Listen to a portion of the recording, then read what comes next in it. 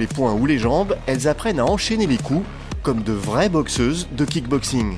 Je cherchais vraiment quelque chose pour me dépenser, pour taper aussi. J'avais envie de taper, mais pas envie de me prendre des coups, pas envie d'être avec des hommes qui sont là pour frapper, parce que la boxe, c'est des hommes qui ont envie de frapper.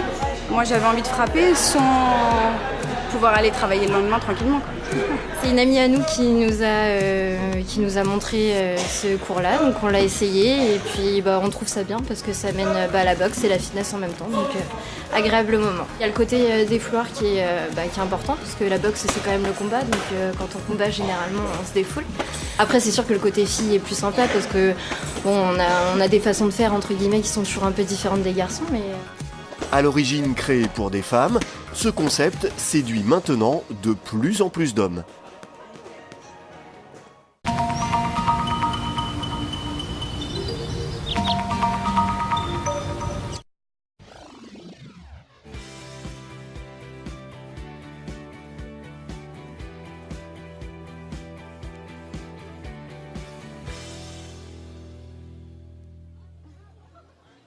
Bon anniversaire aux Valdoisiens, aux Valdoisiennes. Bon anniversaire de la part de l'ensemble des Franciliens, bien sûr, de Via Grand Paris qui a déplacé ses studios ici sur l'île de loisirs de Cergy-Pontoise pour un direct exceptionnel, donc de 10h à 18h. Si vous avez commencé à nous suivre depuis ce matin, on parle de ce département du Val d'Oise et puis depuis ici Cergy-Pontoise de l'île de loisirs et toutes ces activités gratuites qui sont proposées tout au long de cette journée. Et on va en découvrir une tout de suite puisqu'à chaque fois on retrouve Philippe Pémal. Et Philippe Pémal nous propose une nouvelle activité qu'on découvre tout de suite, Philippe. Olivier, là je suis sur le pédalo avec Frédéric qui vient d'Argenteuil et qui est venu avec sa petite famille. Après le Color Run, ils sont sur le pédalo. Alors Frédéric, le pédalo, pourquoi ? Juste pour se détendre, un peu sur l'eau, tranquillement. Et voilà, un petit peu, je sais pas. Alors, est-ce qu'il y a eu du monde là pour l'instant ? Pour l'instant non, ça a été. On n'a pas eu trop de monde, mais tout à l'heure ça va être plus compliqué. Parce que les gens commencent à arriver et avoir beaucoup de monde et beaucoup de queue sur les activités. Alors, là vous avez choisi le pédalo, on ne peut pas dire que vous vous soyez mis en danger. Hein. Non, pas du tout.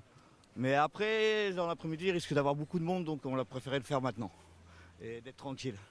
Vous avez prévu de faire d'autres activités après ? Oui. Mais lesquelles, on ne sait pas. On verra selon le monde qu'il y a au queue. Super. Je vous propose de vous retrouver sur les autres activités. Pour l'instant, on va laisser Frédéric et sa petite famille faire du pédalo. Parce que le vélo peut-être après, mais c'est derrière nous. À tout à l'heure.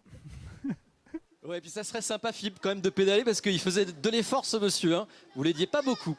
Bon, je parle de l'effort et de l'aider parce qu'on est dans un département où la solidarité est importante. On va en parler avec Émilie Van de Kick. Bonjour. Bonjour. Merci d'être avec nous. Vous êtes vice-présidente notamment en charge du handicap.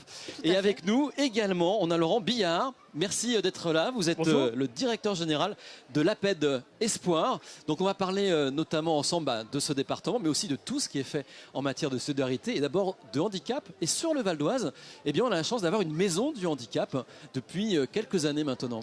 Tout à fait, appelée par les usagers MDPH, que tout le monde connaît sous ce nom-là. Et oui, elle est au campus de Cergy. Alors c'est une maison où on vient pour aussi bien produire des actes administratifs que trouver des informations, être aidé par les agents administratifs. Alors tout à fait, c'est la maison, c'est leur maison, c'est la maison des usagers pour essayer de les accompagner au mieux dans les démarches administratives, de les conseiller et surtout aussi de les écouter. 156 agents les reçoivent toute l'année pour aider et améliorer le parcours de l'usager. Et alors sur le Val d'Oise, on a quantité d'associations qui travaillent au plus près des familles depuis des années, notamment donc votre association, hein, puisque c'est une initiative d'abord qui revient à quelques familles qui ont décidé de se regrouper, donc de se réunir en association.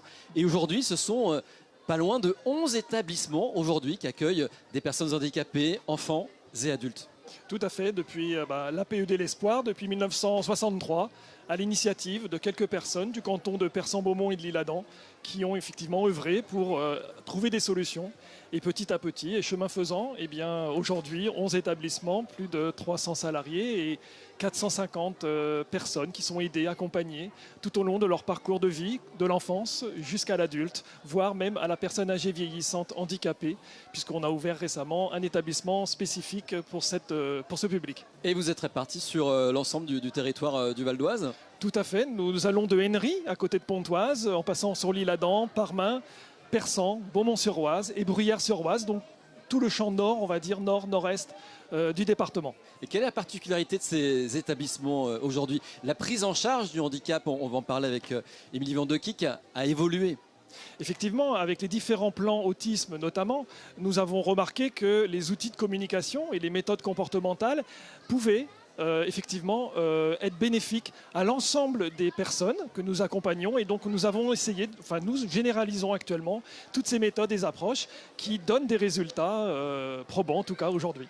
Oui, Émilie Van de Kick, je le disais en fait, la prise en charge des personnes handicapées a énormément évolué. Elle a été accompagnée par le département et avec un effet booster depuis l'installation de la MDPH, la maison du handicap. Alors oui, tout à fait. Il faut rappeler que le département a 56 établissements sur son territoire qui sont gérés par 16 associations gestionnaires, dont la Pète de l'Espoir. On en est très content parce qu'ils font un réel travail, et c'est avec ce partenariat qu'on peut vraiment avancer et être plus sur le terrain pour se rendre compte des besoins des personnes. Monsieur Billard a justement dit qu'il venait d'ouvrir un établissement pour personnes vieillissantes.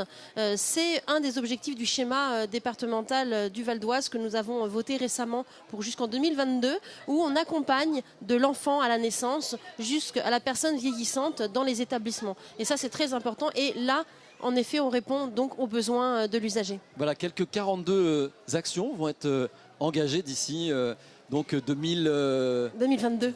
Voilà, bah oui, c'est un schéma très ambitieux réalisé avec les différents partenaires en concertation avec les usagers, avec le groupe usager de la MDPH, et 42 actions qui passent sur de la culture, au sport, au logement. On essaye d'aborder tous les sujets pour avancer beaucoup plus vite et changer le regard des autres. Et alors c'est pas si simple, ça demande beaucoup d'implication.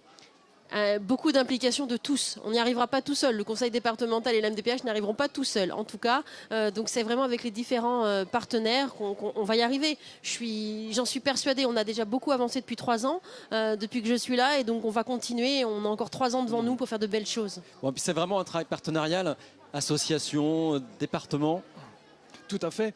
Vous savez, le département, moi ça fait 20 ans que je travaille dans le champ du médico-social dans le département du Val d'Oise, et effectivement depuis le vice-président Arnaud Bazin, qui est devenu président après du département, qui avait une vraie sensibilité pour les personnes handicapées notamment, et sur la solidarité en général. Ensuite il y avait Thierry Sibieude, qui a aussi été vice-président chargé des personnes handicapées, et aujourd'hui Émilie Van de Kick. Donc voilà, on a vraiment une belle couleur du département sur cette solidarité et envers les personnes handicapées qu'il faut quand même souligner.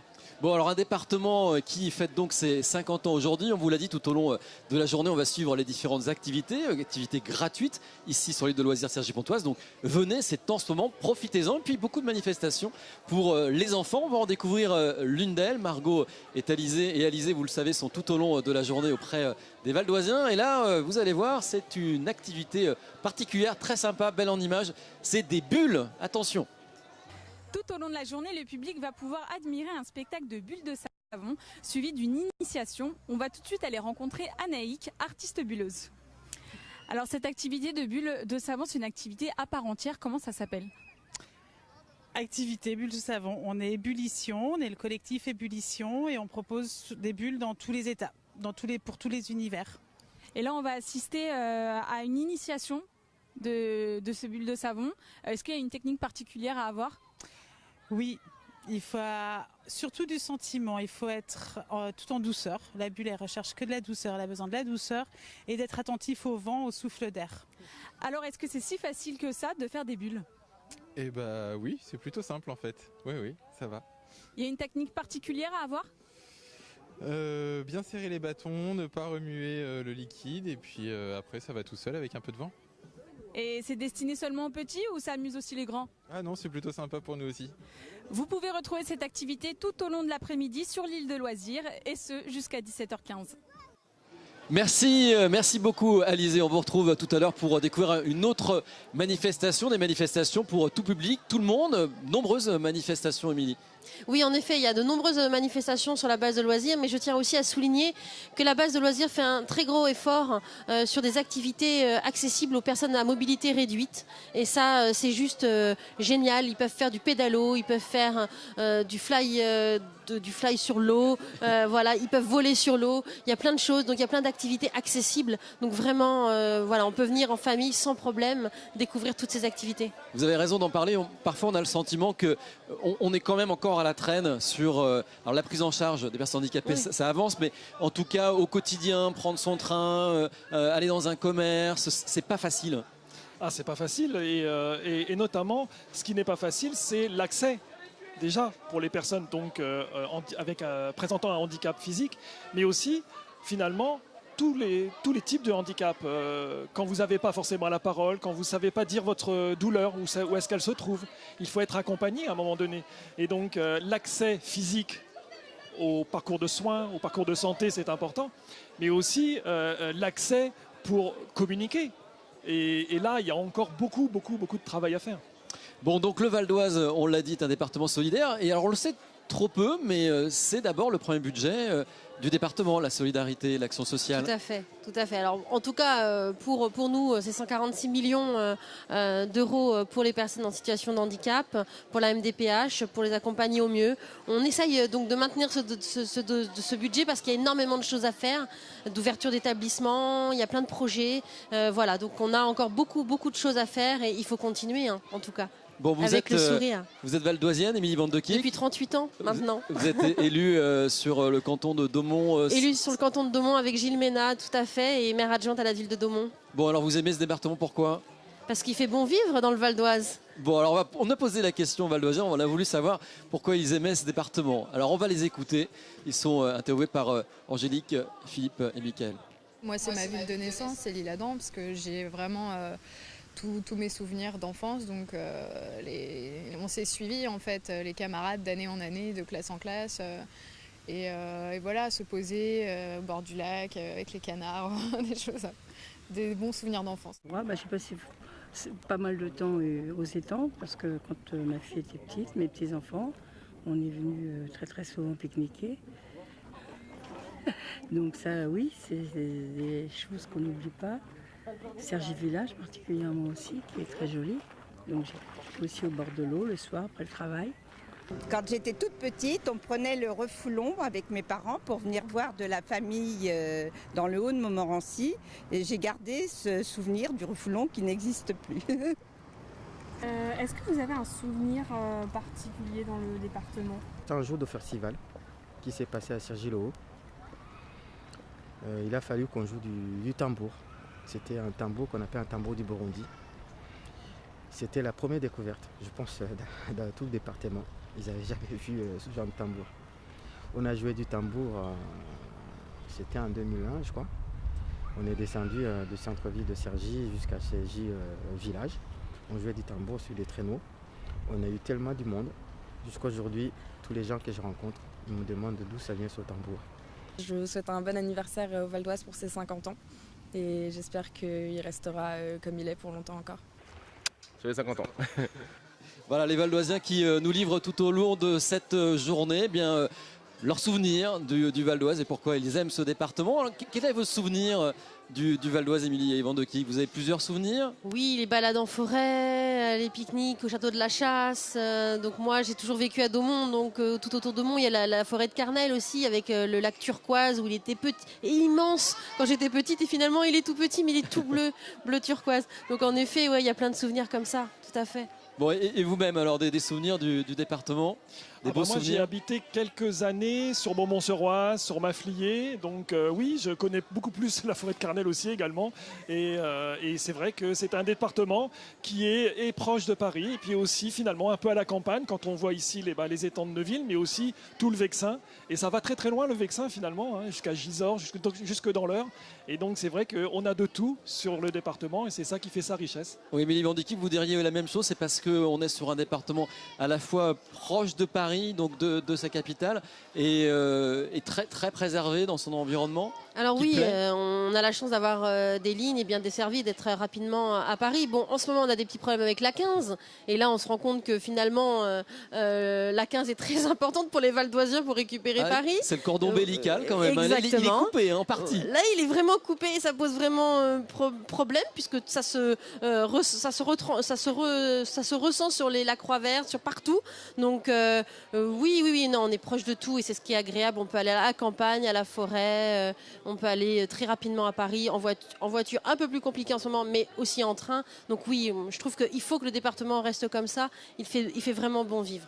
Bon, et comment vous le voyez ce département dans les années à venir? Il faut qu'il grandisse en gardant ses richesses et en gardant cette nature.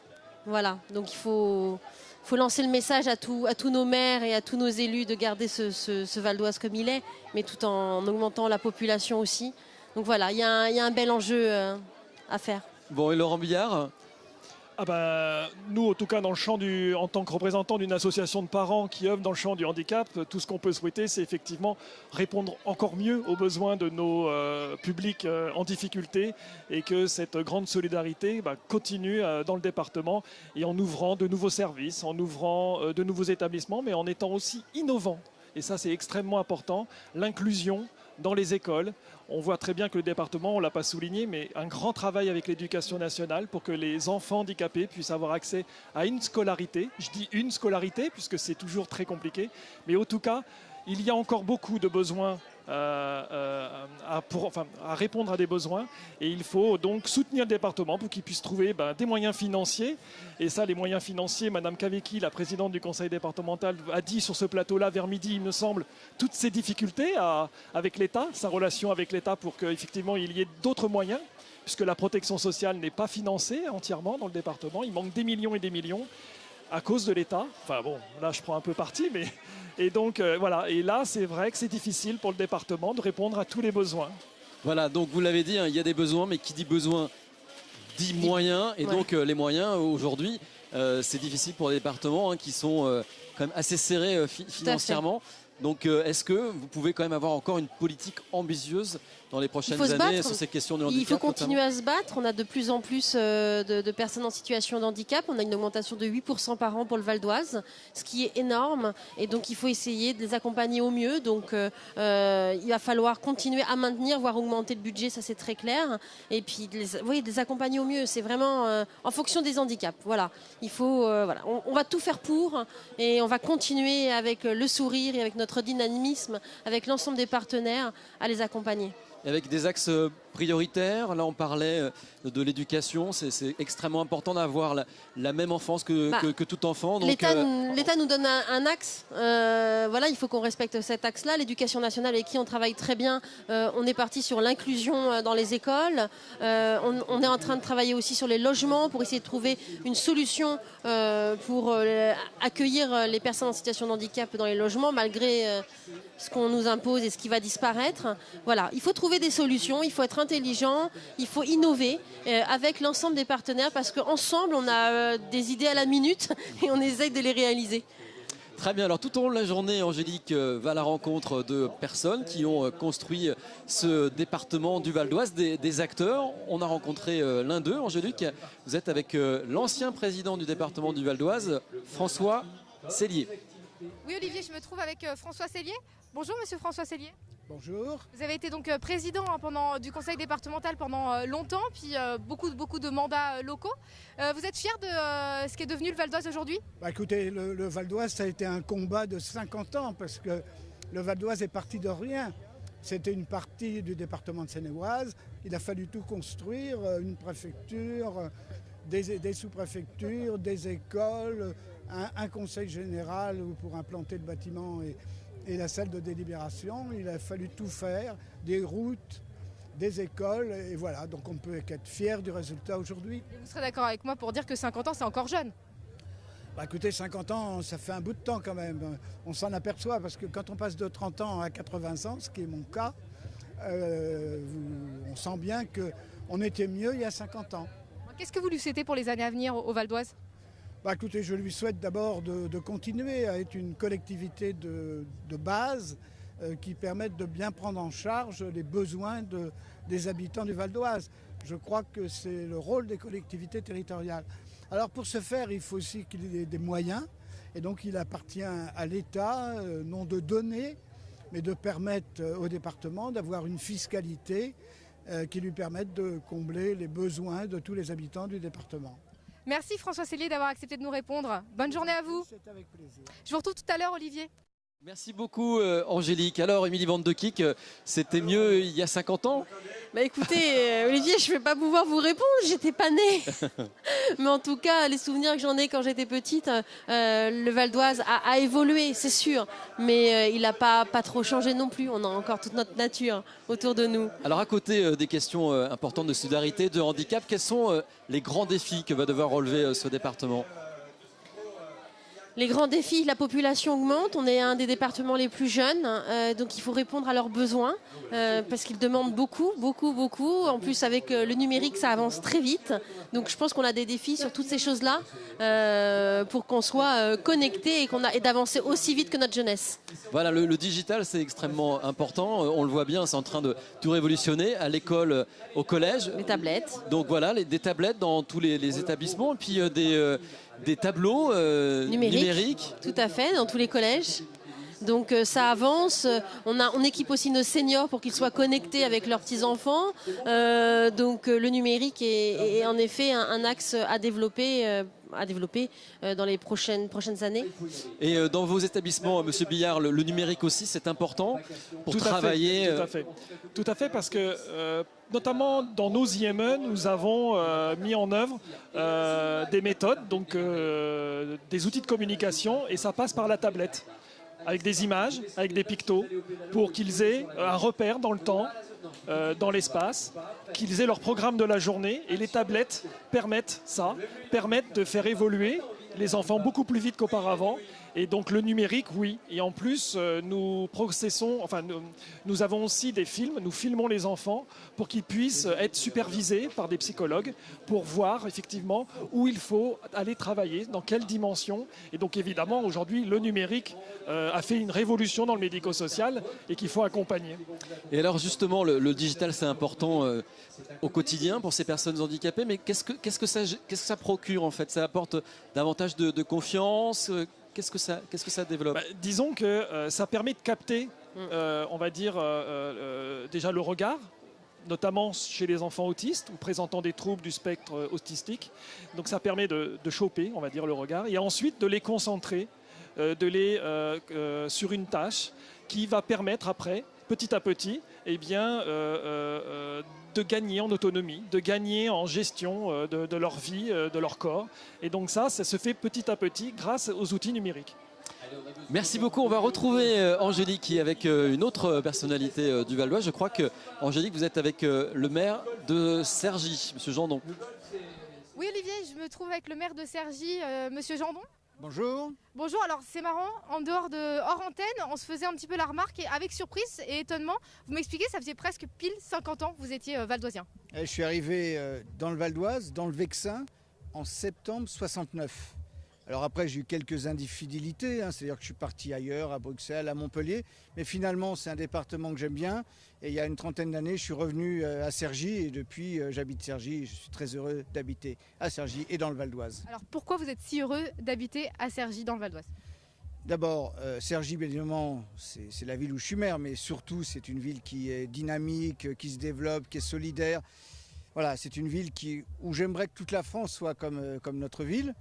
Et puis le Val d'Oise, parce que on l'a bien vu ce matin, entreprenant, dynamique, innovant, universitaire, et tout ça fait qu'on est jeune aussi, un département jeune, tout ça ça montre que le Val d'Oise, c'est la France de demain. C'était logique aussi de fêter les 50 ans comme il se doit à Cergy. Alors, je remercie la présidente du conseil départemental d'avoir choisi l'île de loisirs et sur le terrain de Cergy. Mais Cergy, c'est la ville préfecture et on le sait bien, le département, la ville fonctionnent très très bien et on a des projets ensemble. La communauté d'agglomération de Cergy-Pontoise également. Donc nous avons un grand projet, le campus international que nous poussons tous, qui fera que le Val d'Oise rayonnera à l'international. Merci Monsieur Jandon, je vous souhaite une bonne journée et on se retrouve comme d'habitude tout à l'heure, Olivier. Merci Angélique, et on parlera d'ailleurs de ce campus international dans quelques instants avec Virginie Talent qui est la vice-présidente en charge des collèges et de l'enseignement supérieur. Mais nous sommes avec actuellement Émilie Van de Kick, vice-présidente en charge du handicap. Le handicap donc cause importante dans ce département, vous nous l'avez dit, hein, un nouveau schéma qui a été voté, des mesures qui vont être lancées dans les prochaines années jusqu'en 2022. Donc vous tenez le cap. On tient le cap et je vais rebondir sur l'interview du maire de Cergy. On va être connu nationalement aussi puisque le des Val d'Oise lance un livret blanc sur le sport handicap et j'invite vraiment tout le monde à répondre à cette enquête puisqu'on sera les premiers en France à délivrer un livre blanc avec les besoins au niveau du sport. Donc voilà, le Val d'Oise va encore briller au national sur notre innovation pour le handicap. Alors j'imagine que vous regardez de près les Jeux Olympiques de 2024 sur Paris, hein, puisqu'il y a les Jeux Olympiques 2024, mais il y a les Jeux Paralympiques aussi, et c'est l'occasion de rappeler l'importance du sport comme outil d'épanouissement pour les personnes handicapées également. Alors tout à fait, on a Andy Découverte qui a été réalisé juste pour la 11e année consécutive, qui s'est déroulée jeudi. Et en effet, on est en train de travailler avec les partenaires pour trouver des futurs athlètes pour 2024 en para. Et donc voilà, on appelle vraiment aussi à trouver les pépites. Et là, je fais un petit clin d'œil à Monsieur Billard puisqu'il a 3 judokas qui vont se sélectionner. Donc voilà, on avance dans le Val d'Oise, on avance et on va trouver nos espoirs pour 2024. Ah bah on va demander à Laurent Billard, alors ces judokas en question. Alors voilà, justement, ce ne sont pas les Jeux paralympiques, puisque c'est pour les personnes présentant un handicap physique, mais il y existe des mondiales olympiques. C'est pour effectivement les personnes qui présentent soit un trouble psychique, soit une déficience intellectuelle. Et l'année prochaine, ce sont les mondiaux à Abu Dhabi, qui représente 54 000 athlètes. Et donc, dans un des établissements de la Paix de l'Espoir, un foyer de vie qui est sur Persan, 3 athlètes ont été sélectionnés pour représenter la France dans l'équipe féminine de judo. Voilà. Et donc, c'est pour l'année prochaine. Et donc, j'espère qu'on pourra les suivre sur les réseaux sociaux, en tout cas. Et voilà. Vous voyez, c'est l'avenir. C'est l'avenir. Donc vous le disiez, hein, le digital c'est important, le sport aussi. Dans vos 11 établissements, on pratique du sport régulièrement ? Ah, tout à fait, tout à fait. Et nous avons la chance d'avoir du personnel qualifié dans tous ces établissements-là, que ce sont des éducateurs sportifs, des enseignants sportifs, jusqu'à l'animateur sportif, parce qu'effectivement, la déficience intellectuelle ou les troubles psychiques font que parfois, il y a aussi des troubles psychomoteurs, et donc qu'il faut rééduquer, qu'il faut animer, et qu'il faut essayer qu'ils soient aussi bien dans leur corps. Émilie Van de Kick, j'imagine que vous serez complètement à ce qui vient de se dire. Tout à fait, on l'a su il y a à peine 10 jours, cette belle nouvelle. Donc on va faire en sorte de les suivre, les accompagner au mieux pour qu'ils représentent la France, mais aussi le Val d'Oise. Tout à fait. Très bien, merci beaucoup à tous les deux d'être venus jusqu'à nous. On va accueillir dans quelques instants de nouveaux invités. On va accueillir notamment Virginie Talent, qui est la vice-présidente en charge des collèges et de l'enseignement supérieur, pour parler donc des jeunes et donc tout ce qui est fait dans ce département pour les plus jeunes.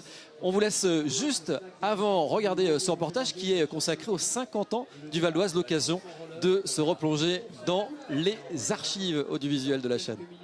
Il y a 50 ans naissait le département du Val d'Oise. Le 1er janvier 1968, le département de la Seine-et-Oise disparaissait pour donner naissance aux 7 nouveaux départements de l'actuelle Île-de-France. Au début des années 60, l'explosion démographique urbaine et industrielle rend le fonctionnement administratif de la Seine-et-Oise ingérable. Vous voulez une carte d'identité, vous voulez immatriculer votre véhicule, vous voulez un passeport. Vous habitez, on va prendre des villes d'ici, Auvers ou Magny, vous allez à Versailles. D'autant qu'il n'y a pas de transport en commun. Je vous rappelle qu'il n'y a pas de transport en commun. Donc vous prenez votre voiture, si vous n'avez pas de voiture, bonne chance. Rapidement, le nouveau département du Val d'Oise va changer de visage. La ville nouvelle de Cergy-Pontoise sort de terre et sa préfecture, en forme de pyramide inversée, est inaugurée en 1970. 4 ans plus tard, l'autoroute A15 reliant Argenteuil à Cergy est ouverte par tronçon. Il faudra attendre 1977 pour qu'elle soit complètement opérationnelle.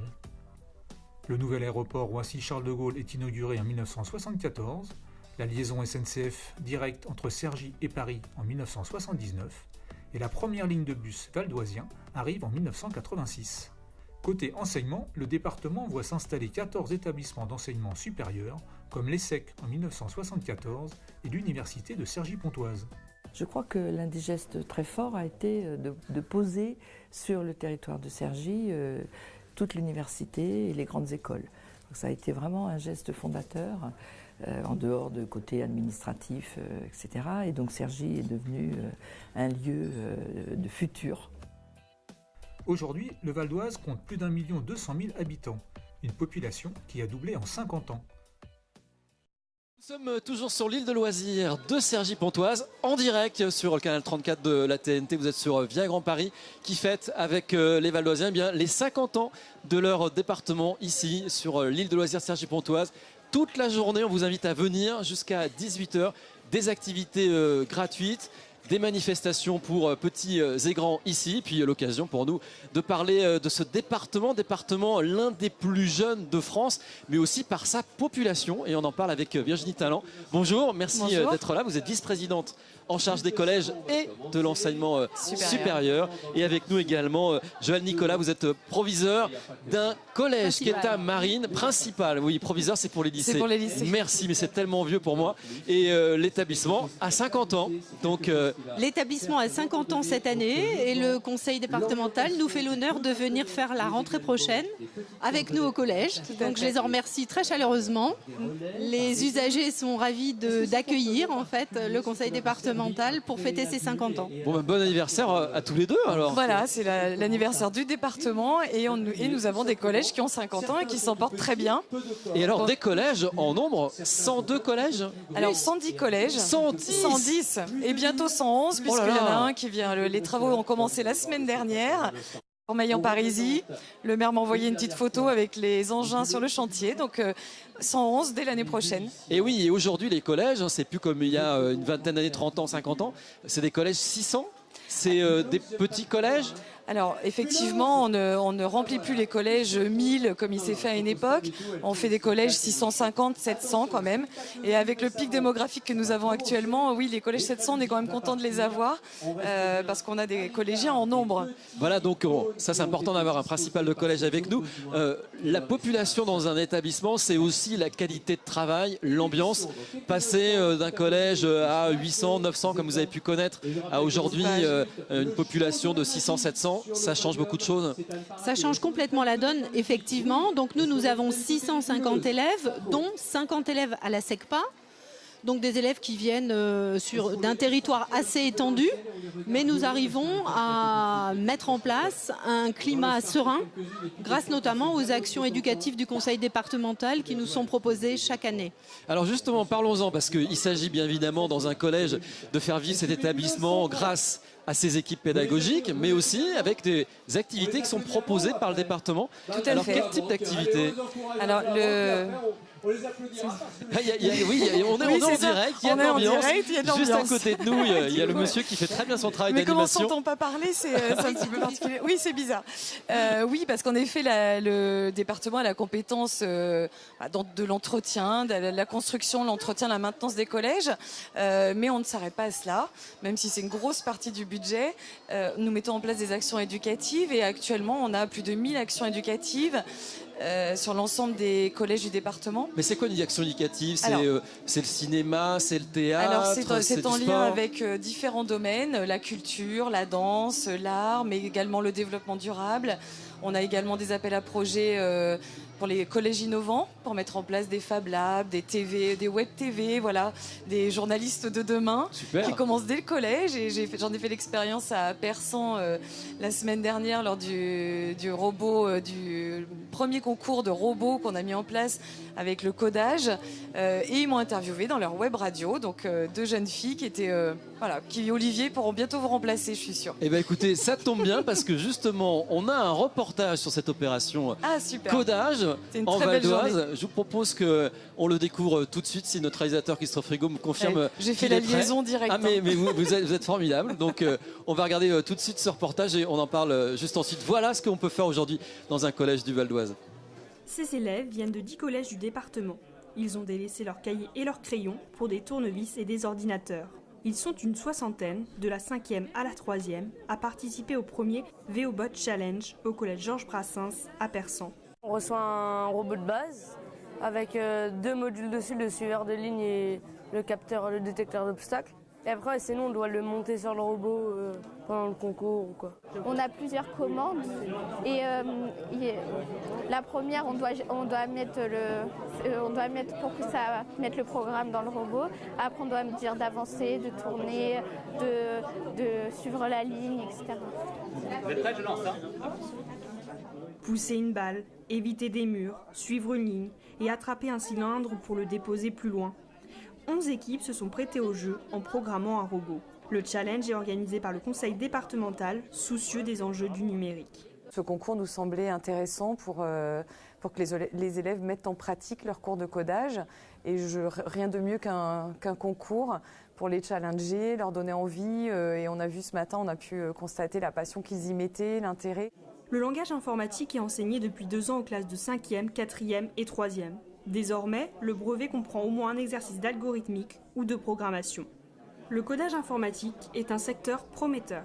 Ça commence également à arriver dans les écoles. On voit de plus en plus de robots, alors pas forcément les mêmes que ceux d'aujourd'hui, mais d'autres robots qui sont plus adaptés justement au primaire pour commencer à les initier à la robotique, qui est justement, je pense, c'est un vrai besoin de la société. C'est que pour demain, on aura besoin de programmeurs, par exemple pour les voitures autonomes. Pour cette première, c'est l'équipe de Persan qui remporte le challenge. Mais les programmeurs en herbe pourront à nouveau se défier l'année prochaine, lors de la 2e édition. Virginie Talent, vous avez vu dans ce reportage, vous étiez sur place. Tout à fait. Donc les collégiens sont initiés au codage et on sait combien c'est important aujourd'hui. Alors, ils ont des cours de codage obligatoires aujourd'hui qui ont été mis en place par l'Éducation nationale pour de la 5e à la 3e.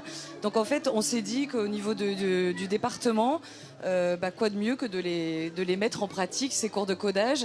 Et donc c'était le premier concours. Effectivement, je suis restée la matinée avec eux. C'était extraordinaire de les voir s'entraîner, puis de challenger entre eux. C'était vraiment une matinée superbe. Comme toutes les journées que nous faisons d'ailleurs. On a fait une journée récemment au château de la Roche-Guyon qui s'appelle la journée des collégiens. Enfin, qui était extraordinaire parce que tous les enfants viennent échanger en fait sur les pratiques des actions éducatives qu'ils ont étudiées tout au long de l'année, que ce soit développement durable, le tri, l'eau, la gestion des ruches, la culture, la danse, la musique. Et non seulement ils échangent, ils nous font partager ce qu'ils ont vécu tout au long de l'année, et en plus ils découvrent des nouvelles activités. Et cette journée qui s'appelle les collèges à l'honneur, je cherchais le nom, est extraordinaire de partage. Vraiment, j'ai passé une journée extraordinaire aussi avec les enfants ce jour-là. Joël Nicolas, à Marine, dans votre établissement, on s'initie au collège, enfin, il y a des cours, au codage, pas au collège. Alors, il y a des cours effectivement de codage, mais notre axe majeur cette année n'était pas celui-là.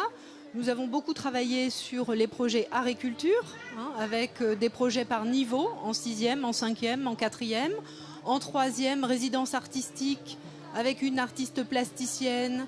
Et nous avons dorénavant un arbre à vœux qui vient illustrer et orner notre patio dans l'établissement. Et puis nous avons aussi des projets qui visent à limiter le décrochage. Donc des projets avec des ateliers individuels de coaching, des ateliers collectifs aussi, et puis des ateliers de découverte du monde professionnel. Puisqu'avec la SECPA, l'objectif est vraiment de faire en sorte que ces élèves trouvent une insertion professionnelle. Donc le speed meeting, un événement intéressant où on rencontre des chefs d'entreprise. Les jeunes s'initient à l'entretien d'embauche, à l'entretien de recherche de stage.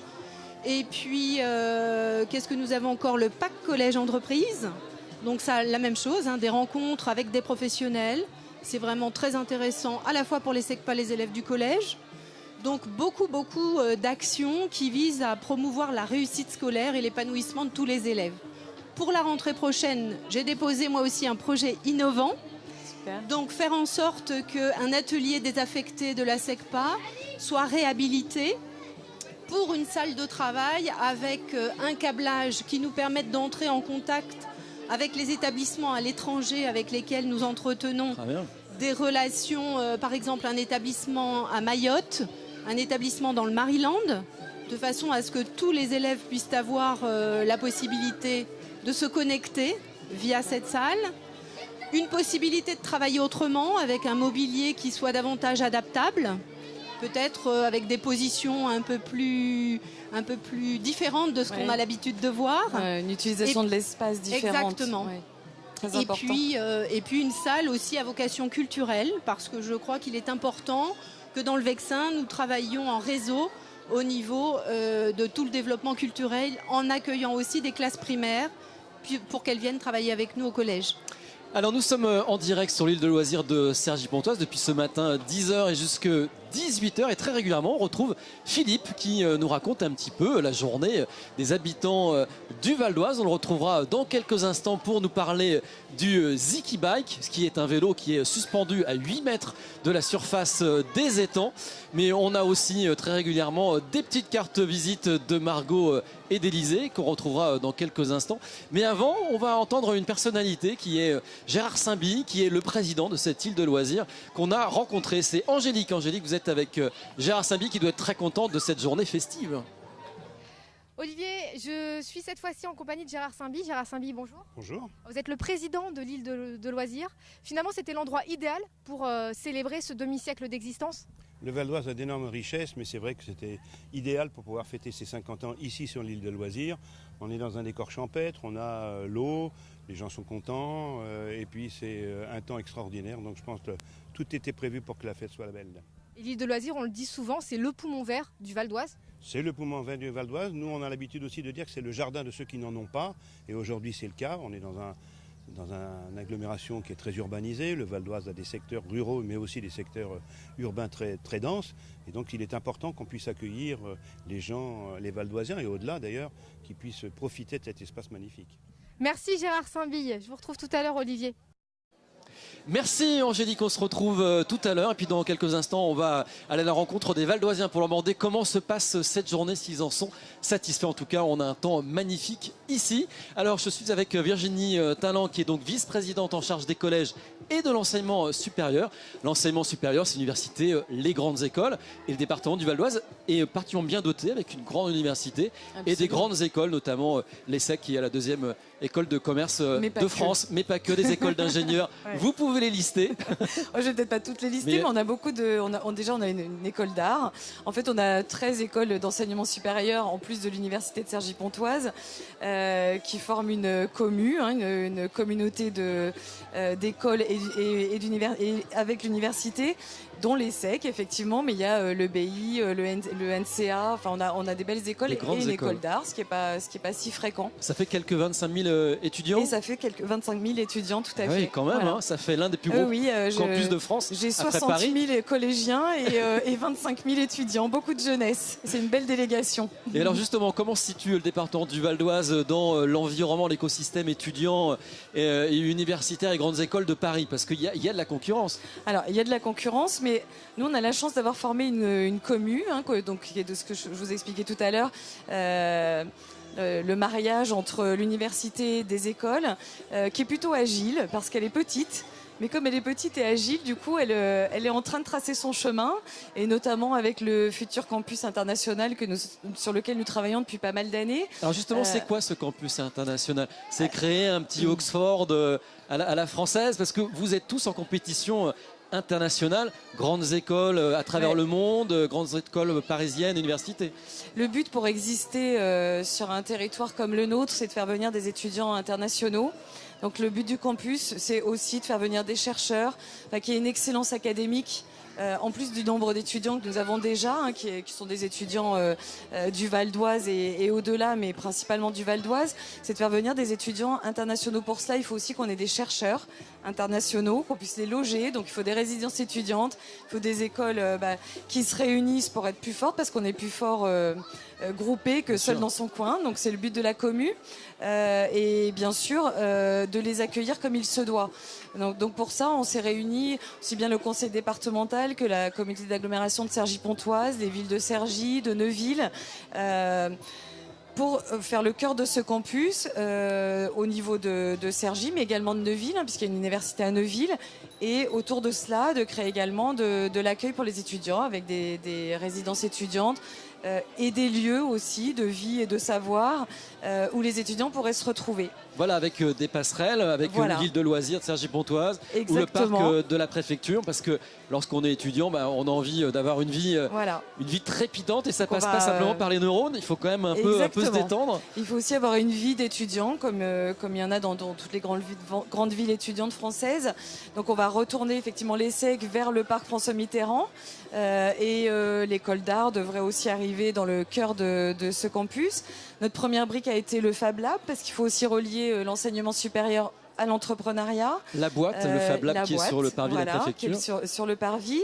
On travaille actuellement sur la turbine, comme la présidente en a parlé ce matin, une petite pépinière d'entreprise, mais qui est également située sur un lieu où il y a des écoles, des grandes écoles, donc un lien avec les étudiants toujours. Et forcément des start-up qui seront accueillis dans ce lieu. Donc le but de tout cela, c'est de toujours faire une passerelle entre les collégiens aussi, parce que les collégiens vont au Fab Lab, les étudiants de l'enseignement supérieur et les entreprises. Oui, alors Joël, Nicolas, quand vous entendez ça, c'est vos petits qui demain seront lycéens et rentreront dans ces universités et grandes écoles. C'est porteur d'espoir, effectivement, et c'est à nous aussi de travailler pour leur donner de l'ambition, leur donner envie de poursuivre et d'aller le plus loin possible, quel que soit leur bagage de départ, quelles que soient leurs différences. Donc le collège aujourd'hui travaille à être un collège inclusif pour faire réussir l'ensemble de la population qui l'accueille. Ce n'est pas simple tous les jours, mais en tout cas, grâce à nos partenariats, c'est une possibilité pour y parvenir. Bon, très bien. Alors je vous propose, avant qu'on se retrouve dans quelques instants, qu'on aille à la rencontre des Valdoisiens. Toute la journée, nos journalistes sont déployés sur l'île de Loisirs pour leur demander un petit peu comment ça se passe. Eh bien, on a envie de vous entendre. Alors, est-ce que c'est une belle fête? Est-ce que vous êtes content de cette fête anniversaire sur l'île de Loisirs de Cergy-Pontoise? Alors madame, vous êtes venue participer aujourd'hui aux 50 ans du Val d'Oise. Qu'est-ce que vous avez fait comme activité? Alors on a fait le parcours en fait de l'énigme Faut trouver un trésor. On a fait le mini-golf, on a été au ballon gonflable. Et qu'est-ce que vous pensez de cette journée en général? Très très bien, du fait que tout est gratuit et que c'est aussi pour les petits et pour les grands, c'est très très bien. En plus il fait beau donc parfait. Je trouve que c'est une super initiative, c'est une belle façon de fêter un anniversaire. Le fait que toutes les activités soient gratuites, nous, ça nous permet de faire plein de choses qu'on ne fait pas d'habitude. Un petit mot pour ce département qui a 50 ans? Et voilà, c'est super, nous on aime bien ce département, on y vit bien. Et puis voilà, ici ça fait partie aussi des choses qui permettent de bien vivre, donc voilà, on en profite. Que vous pensez de cette journée, de l'organisation et des activités proposées? C'est plutôt bien. Moi, j'ai emmené mon fils de 2 ans et demi, donc en fait, il a pu faire quand même pas mal de choses et c'est agréable en fait pour les enfants, passer du temps en famille. On est valdoisiens depuis toujours, donc voilà, on n'a pas tout à fait encore 50 ans, heureusement, mais bon anniversaire les Valdoises. Voilà, bon anniversaire le Val d'Oise. Vous habitez ce département, vous y travaillez depuis longtemps, toutes les deux. Quel souvenir vous avez de ce département? Quelle image vous en avez? Un département très dynamique, qui est dans le partenariat, qui regarde et qui va de l'avant, à l'écoute de ses usagers. C'est vrai que je tiens à les remercier, nos interlocuteurs du conseil départemental, parce qu'ils sont vraiment très disponibles, à la fois Madame la Présidente, Madame la Vice-Présidente, mais aussi nos autres interlocuteurs qui se déplacent dans les établissements. Madame Beaune, en l'occurrence, je la remercie vivement, parce qu'elle est à l'écoute des usagers. De l'éducation. Et puis tous les autres, tous ceux avec lesquels on travaille et qui nous permettent effectivement d'avancer dans une dynamique très positive. Virginie Talent, oui, à titre personnel, votre image du Val d'Oise, vos souvenirs? Alors moi je suis arrivée dans le Val d'Oise en 95, donc j'étais déjà... mais pour avoir beaucoup vécu dans différentes villes de France, des grandes villes, pour mes études et même après, je trouve que le département est une mosaïque de culture, de paysages. On a la chance d'avoir le PNR, enfin d'avoir l'île de loisirs, d'avoir des parcs en plein centre-ville pour certaines villes. On a et des zones très urbaines. Et depuis que je suis vice-présidente en charge de l'éducation, c'est vrai que je me promène du coup beaucoup dans le Val d'Oise pour aller à la rencontre des principaux de collèges. Et on a des zones très urbaines, c'est un département mosaïque. Et je crois que c'est ce qui fait sa richesse et son énergie. Alors on va demander justement aux Valdoisiens pourquoi ils aiment le Val d'Oise et qu'est-ce qu'ils aiment dans ce département. On les écoute. Je me dis, le Val d'Oise c'est beau, tout est joli ici. C'est une région qui est quand même assez verdoyante par rapport à d'autres banlieues. Je trouve que c'est quand même assez joli. Il y a beaucoup d'espaces verts, notamment la base ici est quand même magnifique. Moi j'aime bien, c'est joli, il y a de la nature, il y a pas mal de parcs, d'endroits, le parc naturel du Vexin aussi dans le département, moi j'habite dedans. C'est joli, il y a des petits villages aussi, c'est bien, c'est calme, j'aime bien. Le Val d'Oise, moi tout simplement le calme. On s'y plaît bien et puis moi j'habite juste à côté, alors j'ai presque tout à m'apporter, donc il n'y a pas de souci. Alors, ce que j'aime dans le Val d'Oise, c'est le calme et la sérénité qu'il dégage. Tout ce qui est autour de Cergy, c'est très très agréable. La communauté d'agglomération, en allant un peu plus loin sur l'Isle-Adam, sur Auvers, sur Méry, c'est pareil, on a très beaux coins. Donc c'est un département qui nous a attirés en fait, mon mari et moi, dès que nous avons eu des enfants. Nous avons voulu quitter Paris pour venir sur le Val d'Oise pour la qualité de vie. Il y a tout, il y a des parcs, il y a des supermarchés, il y a tout, des jardins pour les enfants. Quand je suis arrivée il y a 32 ans, il n'y avait qu'un train toutes les 2 heures. Et maintenant, on en a toutes les 10 minutes. Vous voyez ? Donc tout a changé, tout est beau, magnifique. Il y a plein de trucs à faire, il y a du monde, c'est assez jeune, j'aime bien. Depuis que je suis ici, ça fait plaisir d'être valdoisien et fier de l'être en fait. Joyeux anniversaire au Val d'Oise. Joyeux anniversaire au Val d'Oise. Et moi aussi, samedi, 45 piges. Et 35 ans au Val d'Oise, dans le Val d'Oise.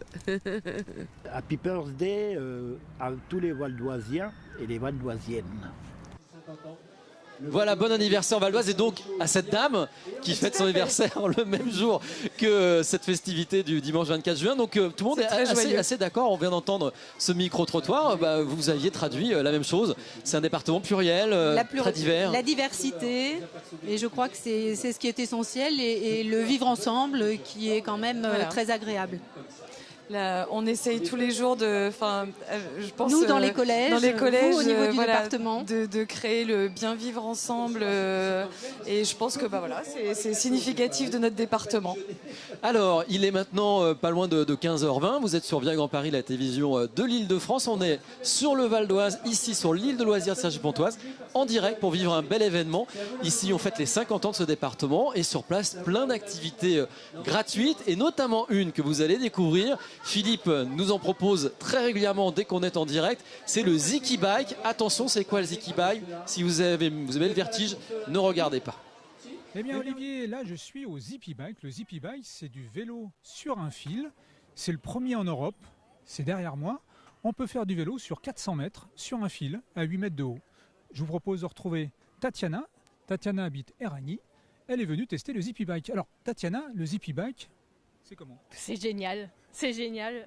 C'est vraiment, on dit que c'est une attractivité, une attraction à sensation. C'est le cas. C'est vraiment, on a l'impression qu'on va tomber. On sait qu'on ne peut pas, sauf si on fait n'importe quoi. Au-dessus de l'eau en plus, avec les gens qui vous regardent dans leur pédalo.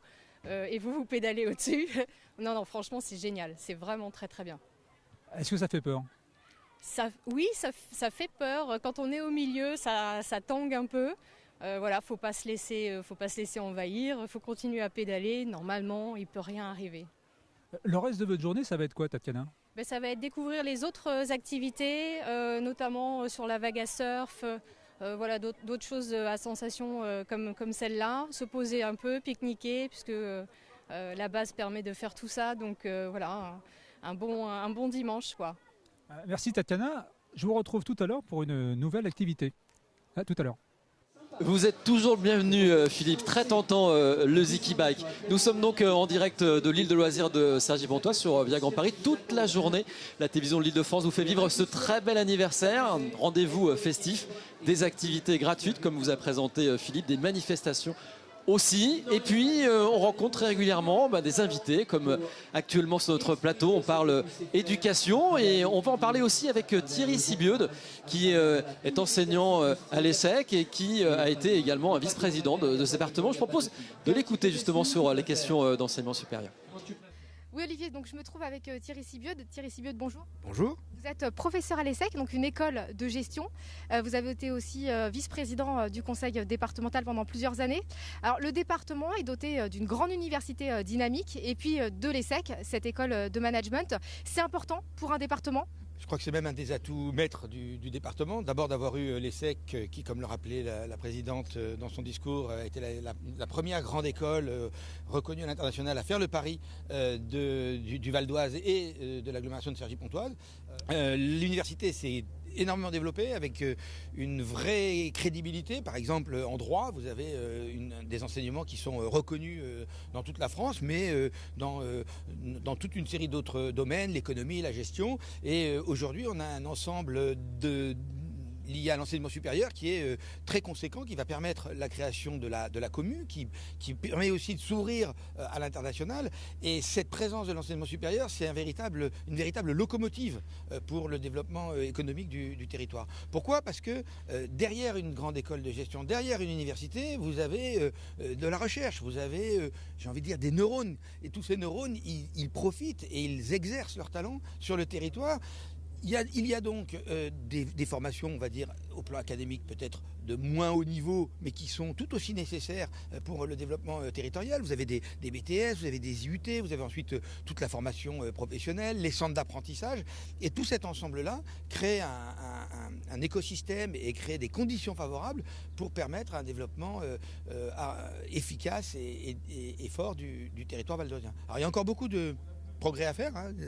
On parle de dynamiques qui n'ont qu'une quinzaine d'années. Or, dans ce domaine, on est sur des dynamiques qui sont évidemment plutôt sur 25-30 ans. Mais le département, quand j'y siégeais, et encore plus maintenant, a beaucoup misé sur l'enseignement supérieur. C'est aussi tout ce qui est entrepreneuriat. Il y avait l'Accès avant, maintenant il y a la turbine.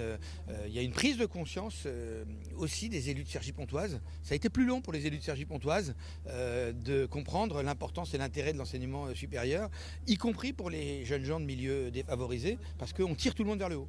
Merci Thierry Sibieude. Bonne journée. À tout à l'heure Olivier.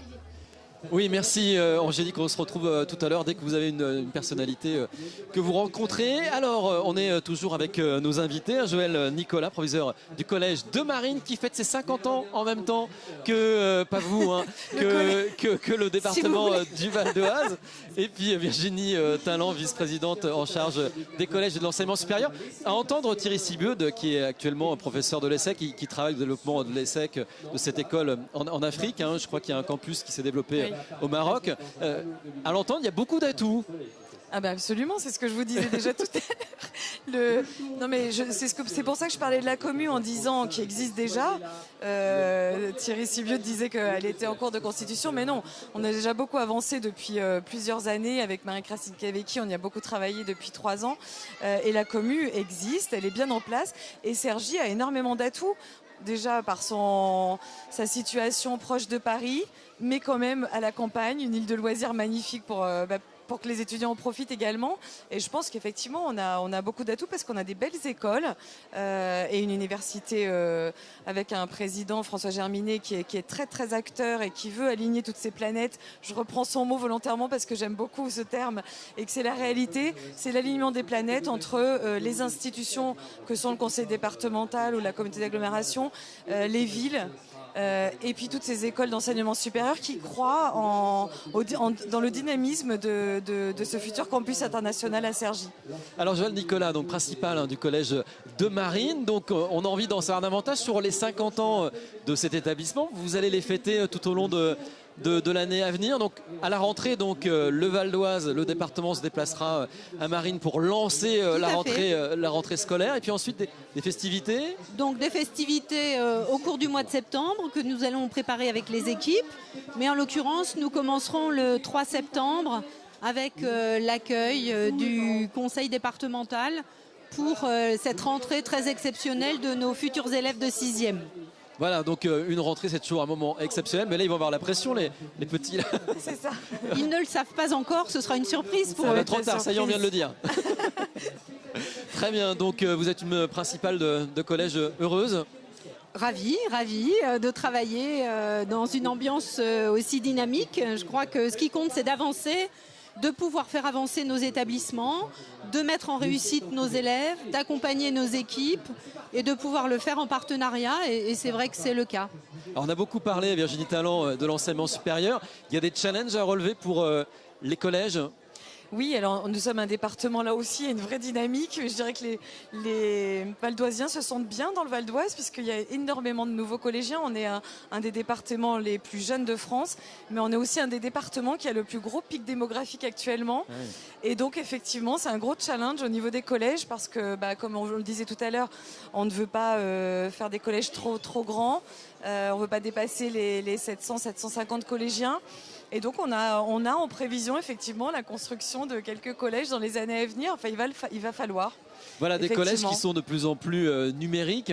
Ça a commencé d'abord avec les écrans numériques, avec les tableaux numériques, il y a eu les tablettes. Tout à fait. Ça change la relation au travail pour l'enseignant et les collégiens. Le Val d'Oise a été pionnier avec ce plan numérique. Ouais. C'est vrai que tous les collèges sont maintenant équipés, c'est quand même remarquable. Ouais. Nous avons dans toutes les salles des tableaux numériques interactifs, des ordinateurs, des tablettes. Éventuellement des tablettes si certains projets le nécessitent.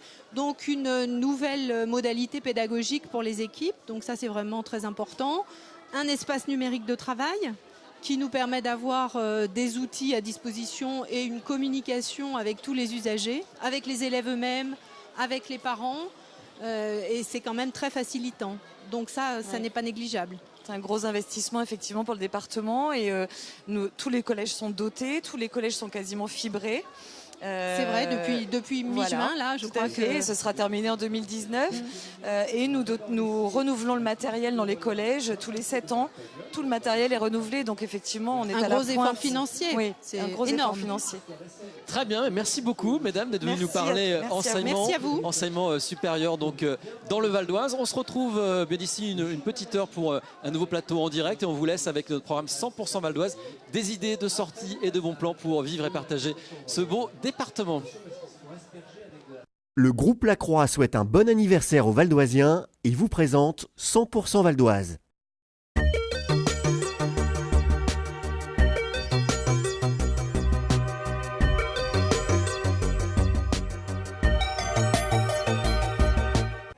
Pendant que certains se baignent, d'autres se préparent à partir en balade.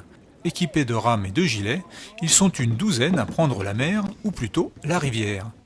Nous sommes sur l'Oise, à Parmain, à une quarantaine de kilomètres de Paris. Depuis quelques mois, une nouvelle entreprise propose des balades en